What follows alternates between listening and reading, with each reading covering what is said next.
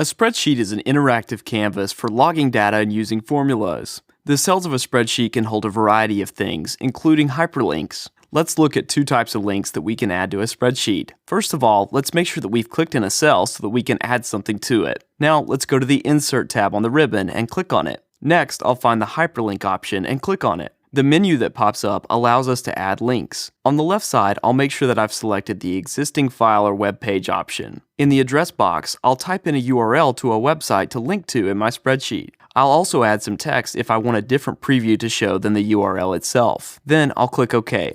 Now we've got the hyperlink in the spreadsheet. I'll click on it and the link will open in a browser.